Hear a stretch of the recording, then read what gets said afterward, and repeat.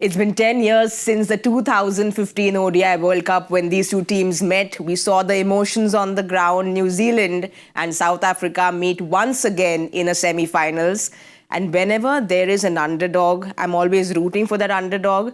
But I'm very confused as to who to root for today. Very confused as to who India would like to meet in the finals. But to get all this confusion out and to answer all my questions, we are here at Cricbuzz Live and we've got Dinesh Karthik, who's coming all the way from Dubai, and Murali Kartik, who joins me again for all the entertainment. Welcome, gentlemen. Thank you. It's really nice to have you both back. We've just had one show together, but it was lots of fun. So just welcome back. Thank you very much, Saiyami. He's the one who's jet-lagged. Oh. No, DK knows how to fly in, fly out. He's all been doing this for very long now. But how was the game, DK? How was the atmosphere? Very good game, purely because not only quality of cricket, but also the general atmosphere was very... At the start, there wasn't too much of a crowd, but as the day went on, it built up. And both teams really fought hard. Obviously, India being the more experienced side and probably one of the strongest sides they've put out on a park, considering the conditions. And Australia, on the other hand, a very inexperienced bowling attack that came through towards the end. But Australia being Australia, they really fought right up to the end, never gave it up, kept India always in terms of mentality saying, you make a mistake, we're going to come back in now. And they kept that attitude going throughout. But, you know, at the end, India, the stronger team prevailed. Can I ask him a question? So you're working with Nasser and Athas. Did you ask them what advantage do we have? There's been lots and lots discussed about that advantage, hasn't there? But Karthik, who would India prefer? Would they prefer a South Africa or a New Zealand, or it doesn't matter? I don't think it matters. We've spoken about this. We've said again and again that India has been the best team so far. India is the team to beat. And again, coming back to what we spoke the other day, if you are the best side, you don't worry about all these things. You have to beat everybody to be the best team, to be on top, and to win the tournament. India has already beaten New Zealand once. Maybe from an emotional and a scarring point of view, India might think South Africa, because they've never gone over the line and they've made a mess of some easy situations during the past. Until the time they don't shrug it, it's never going to be easy. They're always going to carry that tag, that baggage of not crossing the line. So maybe from that point of view, but having said that, I'll still say any team that comes, India would be happy. Well, news from the centre is that New Zealand have won the toss and they have decided to bat first. I just want to come back to what Karthik was talking about, what Murali Kartik was talking about. DK, you know, there's always this memory that's associated with a cricket fan when you talk about South Africa. There's this word which we don't want to use. But every time they get so close and they don't manage to finish and cross the finish line. But we have seen that with New Zealand too, and they don't have that tag. But they've come on and they've been to so many semi-finals. The numbers do the talking here. But they've never really crossed that finish line. In South Africa's case, why we always put that tag along with them is purely because they've been in winning situations. They've been the better team at the start of the game. And they've got themselves into a position where they can go on to win that game. But for some strange reason, something would happen in that game and things would change and South Africa would end up bottling it. And that's why that tag slowly came onto them. We're looking at semi-finals here. A lot of the times they've been very early in the comp, in the league stage, they've been flying. But when it comes to a stage where you need to win this game to qualify to get through to the knockouts, they have faltered at that stage as well. That is why that tag has been associated with South Africa. But I think in the recent past, it has been the most successful team. The last 4 multi-nation tournaments, the 23 World Cup semi-finalists, the 24 T20 World Cup semi-finalists, the Women's World Cup, they went to the final as well. The World Test Championship, they're in the finals. Again, another final, semi-final today as we speak. So they are, that tag used to be theirs. I don't think it's right to put both of them in the same line right now. South Africa is a strong team which has done really well in the recent past. You know, DK, you're talking about flying. I remember, and there was crucial moments. I remember, I think this was 2007, the T20 World Cup, when you were flying and you caught Smith, and then we saw a South African collapse. So, you know, that's just one of the examples where we have seen. Of course, for someone in the 90s, we remember that Klaasen run out, but there's so many examples of South Africa. So what's that one moment, and then you suddenly see a collapse with South Africa? Even in that game, we managed to get a score of 150, 160, which is big at that stage. But all they needed to do was just score 120 to qualify. but somehow they bottled that up. And that is why, they've been associated with that tag. In the 22 World Cup, in the T20 World Cup that was held in Australia, all they needed to do was beat Netherlands. They lost it. So why go that far? 30 ball, 30 runs with two of the best T20 batters going around. All they needed to do was knock it around, and they imploded from there. But what happens to them? That's the point. That is what I'm saying. Sometimes it's the pressure. You want to... Okay, I'll ask you, I'll take you further back. You mentioned 10 years ago, 2015, at Eden in Auckland. You think of the scenario, you think of people like JP Duminy, AB de Villiers, some of the best fielders going around. They were overrunning balls, diving over balls, and it was just so funny to see. That is what pressure can do to you. It is about pressure. How can you bottle that pressure up? How can you be equanimous in your head? It's easier said than done. And that is why teams which have won know how to do it. We talk about Australia. It's not as if it's the same Australian team which won in 2000 is continuing now. But it's been handed over to them. India knows how to win. West Indies knew how to win for such a long time. So it's handed over. Sometimes it's that memory bank of your predecessors winning games. And over here, you can say it's a new team. It's a new 15, but they have got that tag. It's a giant gorilla sitting on their back. Until the time they don't shrug it, then they're always going to be called this. It's imploding, literally imploding. 30 ball, 30 runs, diving over balls. And as you said, 120, you have to just jog through that. And so till the time you don't do that, there is something which is internally not working. You asked the question, we are explaining what has happened. Why is happened? I feel personally, in those pressure moments, they think of the result rather than going through the process. Exactly. That happens quite a bit, one. And two, their domestic structure isn't the strongest structure compared to what other teams go through. And also their internal turmoil sometimes in terms of the colours, the coloured people versus the white people playing. All of that plays definitely a part in the whole system. But now with the advent of a tournament like SA20, a lot of these players play important matches, knockout games, play games where everything is on the line. So they'll slowly start getting used to that pressure and start doing better. And the fact that they have some world champion players who are playing around the world in franchisee cricket, they surely will shed that tag. I don't have a doubt about that. Well, there's, of course, South Africa, which we've spoken about, but New Zealand, on the other hand, as well. Both these teams have played 16 semis together. And we keep talking about South Africa and how they crumble and under pressure. New Zealand's been given this tag of being the dark horse, but they've always had a very solid team. So why aren't they crossing the finish line? Again, as maybe DK mentioned, South Africa comes into the game as possibly the better team. And also, they have imploded from situations which were winnable. They've imploded from situations which you just had to get over the line, just as I said, jogging through. You take all the instances when New Zealand have lost. They were against a superior side in 2015, back in their own yard, which was Australia. Australia were the side to beat, and they just played outstanding cricket to win. Yep, you can still say what was Baz thinking, or Brendan thinking when he ran down the track, and that's the way he played. So sometimes you look at certain situations, but they always came in as the weaker side. You take the World Cup, 2019 World Cup, I actually thought that they got robbed in that finals against England, and they were just some of the nicest guys. They never made any hue and cry about it, walked away with their head held high. And I just feel that even when you look at the record of the semi-finals won and semi-finals lost, they're still better than South Africa. Yes, they would also like to get, just look at that, 1-4, lost 8. South Africa out of 10 has won 1 and lost 8.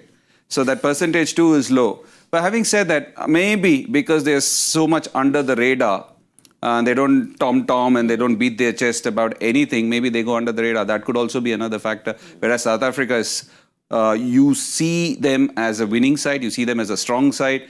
And when they implode or when they lose from such situations, then obviously they're going to be talked about a lot more. They've got another history of because they've won in Rugby World Cup and they win other things. And when they don't win in cricket, and it's not as if it's just the men's team. Well, we'll have a look at New Zealand's playing 11. They have gone unchanged for today's game. DK, no surprise there because things seem to be going well for them. They wouldn't want to change things around. They did play well against India. They didn't bat as well as they would have liked. It was a slightly tough pitch in terms of turn.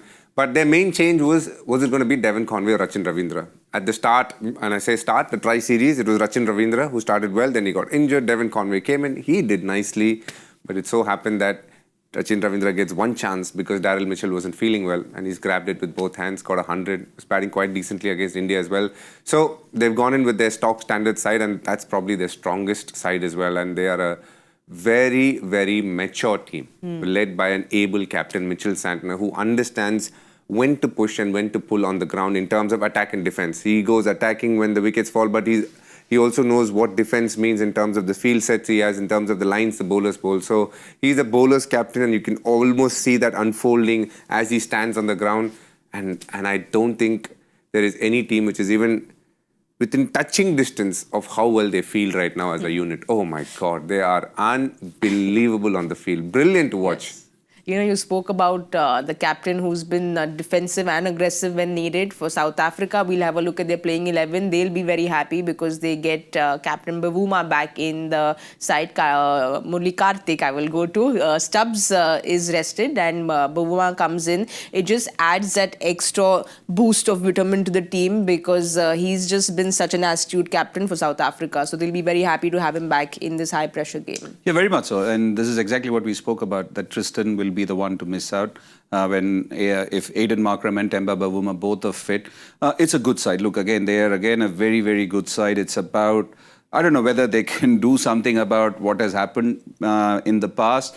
But again, Temba Bavuma is a strong character when you think of whatever has happened around him, what he has gone through. And just the way he leads the side, there is so many calls of sacking him, so many calls of saying whether Temba Bavuma deserves a place in the side, but people respect him, the players respect him. You speak to some of the South African players, they all talk really highly about him, and that's what is needed in a team atmosphere, that you have the dressing room. As a captain, you need the dressing room. You don't want to lose the dressing room. It's good that he's back. It's good that Aiden Markram is fit.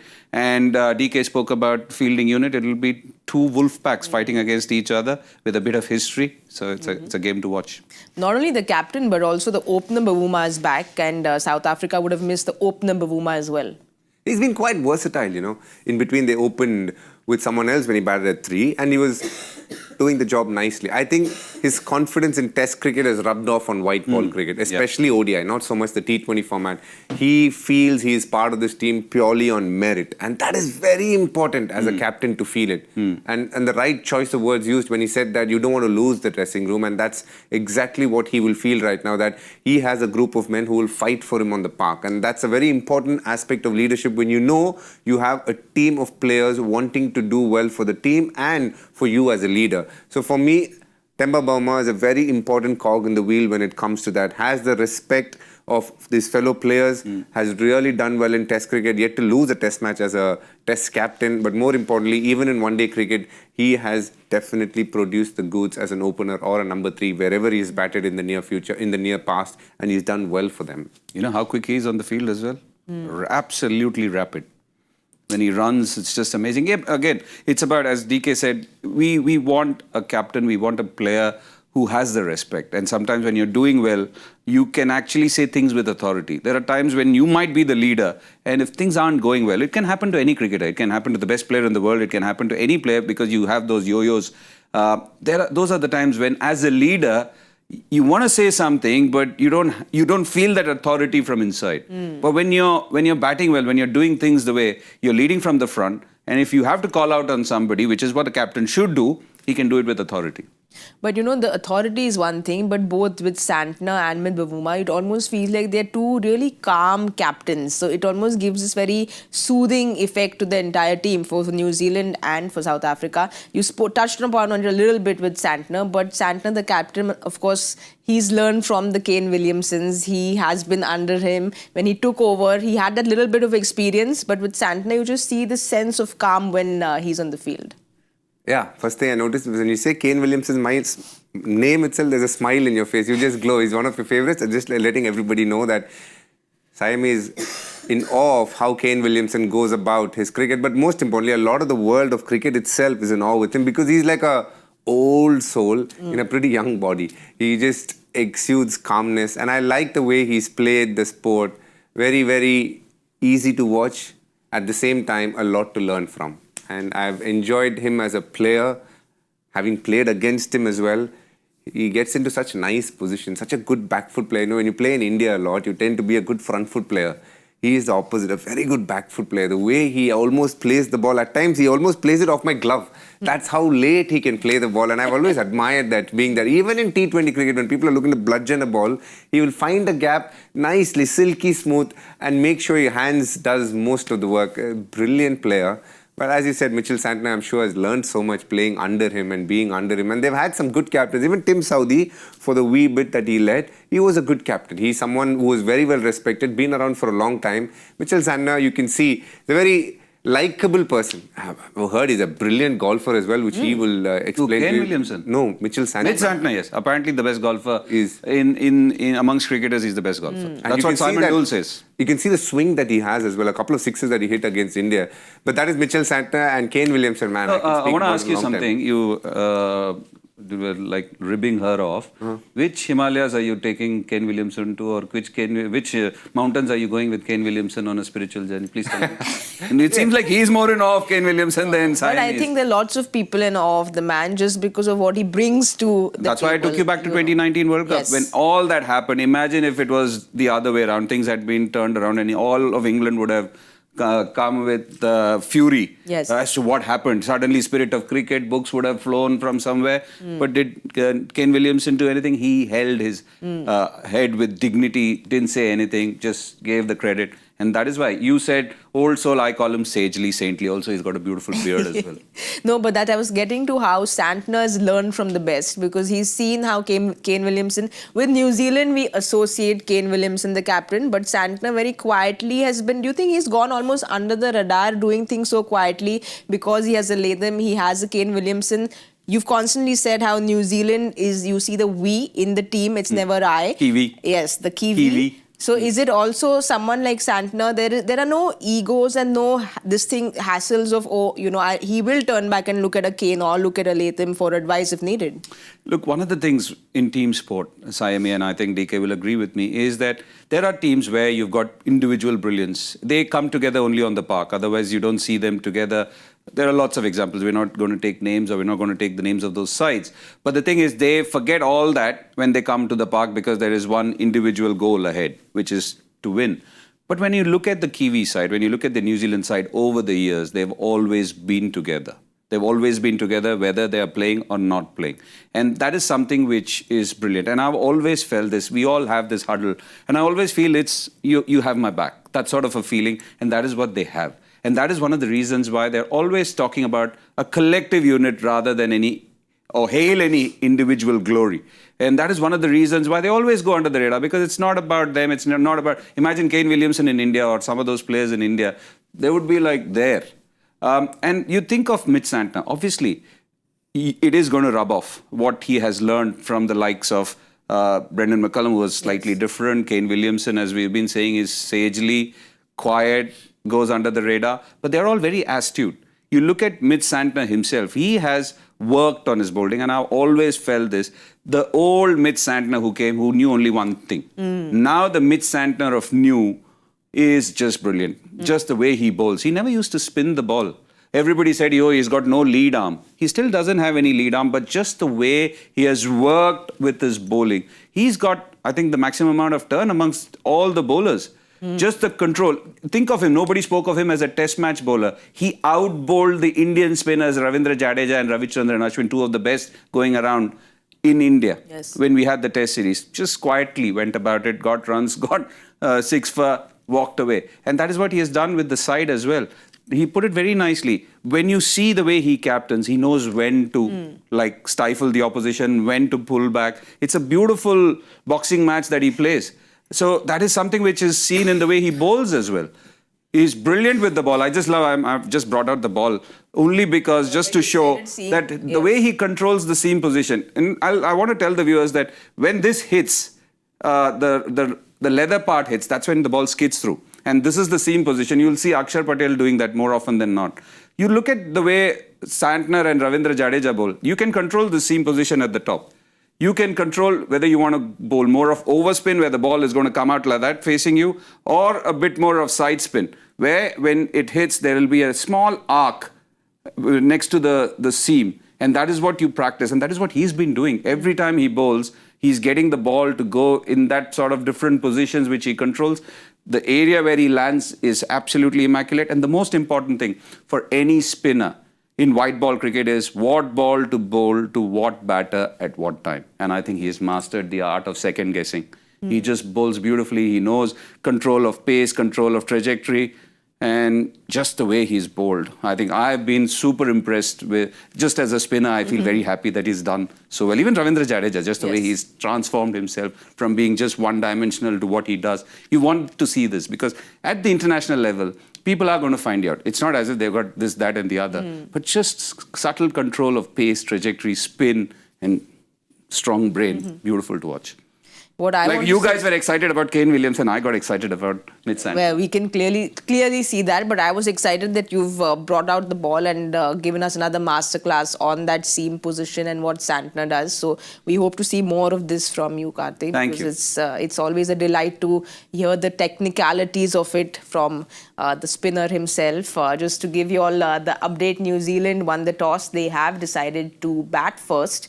And because they're batting first, there's one man that they will not be really looking forward to facing, and that's Marco Jansen. And the form that he's been in DK, it's really surprising. Cricket's a funny game because he was the most expensive bowler in the T20 World Cup just about like a year ago, and how things turn around. And now he's come back, and he has just been in fine form since the time he's come back. His numbers speak for himself more than anything else, but having played the SA20, he was the best bowler out there along with Kagiso Rabada without a shadow of doubt. He was venomous with the new ball and got bounce, steep bounce. You can see he's very tall. He's worked on his run-up angle a little bit, got it slightly different now. And you can see the way he's running in now is a lot more straighter towards the batter. Alignment almost there in terms of how accurate he wants it to be, going towards the line of target. So he has worked on his technical deficiency, and that's what happened when you play international cricket. Certain matches will teach you that there are areas for you to improve. He's gone back, worked on it, and come back a better bowler. Had a great season with Washington Freedom. Went to obviously play international cricket post that, did well there. After that, he's gone to SA20. Easily the best bowler, and I think if I'm right, he was a player of the tournament also. And after that, he's come back here and he's done very, very well in this tournament. What's happening for him is he always had the ball coming back in, but he's also now learnt the ball that just kind of holds its line. We've seen that from Trent Bolt. Other bowlers have used it nicely. His steep bounce makes it awkward to charge at initially. So you want to play from your crease, and his length was slightly shorter. But now he's just starting to bowl that much fuller. He's very courageous as a bowler. He's a very different guy mentality-wise because he wants the big moments. You speak to him and you know he's different in that when we speak about what we spoke about at the start, the choker tag, he's one of those guys who's keen on wanting those big moments. And when you have players like that, definitely the results will eventually follow in your direction. And you can see the way he's grown in this tournament is something that South Africa will be very proud of. He did well in the Test series as well, but even better in this Champions Trophy. And he is turning out to be a very special cricketer for South Africa. Well, not only Jansen, the bowler, but also the figures talk about Jansen, the batter there, DK, because this is something that South Africa will really want. When we associate South Africa and an all-rounder, Lance Klusener comes to mind, but Jansen is someone who is doing really well in that space of being that all-rounder for South Africa. Look, I hope we're not comparing him to Lance Klusener here, but yeah, he does a great job as a batter because when you come down the order, he's got great skills with the bat. He's, as he said, courageous, so that is something which is reflected in the way he bats as well. I think your personality comes out as a person, as a player, when you're batting there. So I think he's just a complete package, and with more game time and more international cricket, he's just going to be a very, very fine all-rounder in world cricket. And when you talk about his batting, the most effective part of his batting is his long levers, his swing. But what he's also improved is his method of playing spin. When he came in, he was a good player against fast bowling, but when I saw him bat recently, against spin, he actually uses his feet in terms of going back and front very, very well. And that's why he uses the depth of the crease. Interestingly, along with Heinrich Klaasen, he is probably one of the better batters of spin compared to pace, which is why he's so effective at the bottom of the order, because when they want to bowl spin as well, he is able to take them on.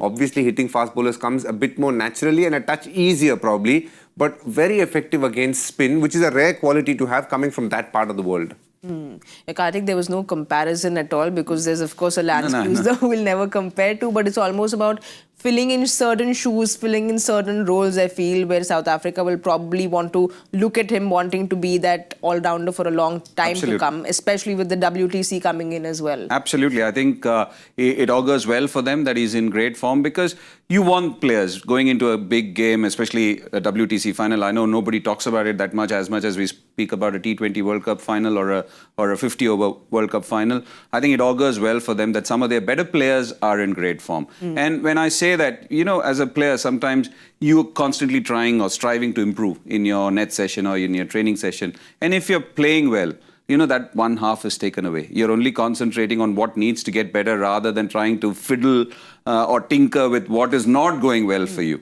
And I think that is a place to be for any sports person. Yes, when you're out of form, you start questioning whatever you did well previously also. But when you're doing well, that part of it is taken away. You're only practicing to work on or iron out all the deficiencies. So it's good that many of their better players are in form, especially Marco Jansen.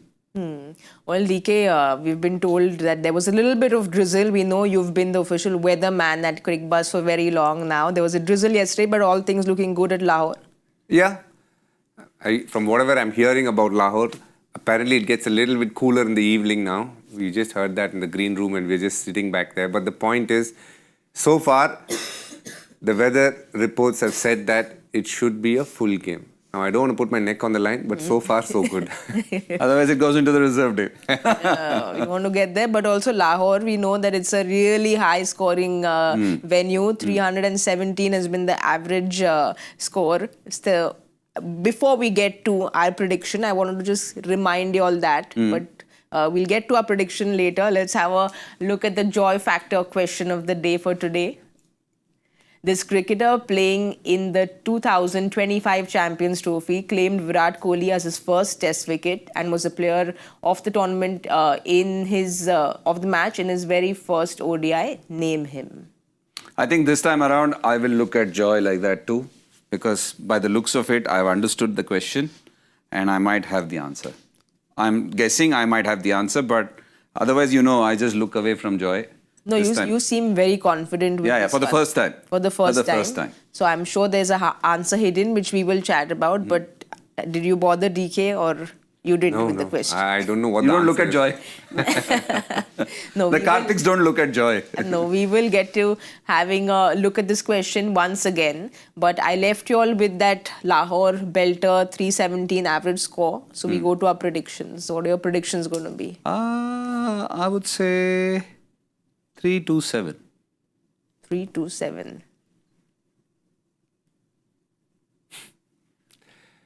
Have you lost practice, DK? 316. Oh, you're going exactly where the average score is. Okay. I'm going to take some time to give my guess. Let's show DK the points table and show you where we stand because you've been away for some time. So you can have a look at what's happening there. I'm still thinking on where I want to go. Because you see, it's very close. Karthik's at number 2 and PP and I'm at number 3. So we are fighting for that second spot right now. Not the first spot. First because the spot's first too far spot is what? 41 and 40. What is the difference? It's gone too far away. So 327, 316. I'll go with 302. Like yesterday. 320. High scoring. Okay. Well, we'll see if any of us manage to get a bullseye because now Karthik's gotten used to winning this, so he now wants a bullseye. So we'll root for that. I came close twice yesterday. Yes. Yeah, by 1 run. Well, just like how New Zealand and South Africa have come so close, but not really gone past the finish line. Hopefully, I've got one bullseye, by the way. Yes, you've gone past. You've got that one. They've got one Champions Trophy in 98 and 2000. Like me. So it's the similar space. But let's keep our fingers crossed and hope that someone from the English studio gets a bullseye. We'll give you all the updates at the 15-over point at the Cricbuzz Combox. Thank you so much for watching.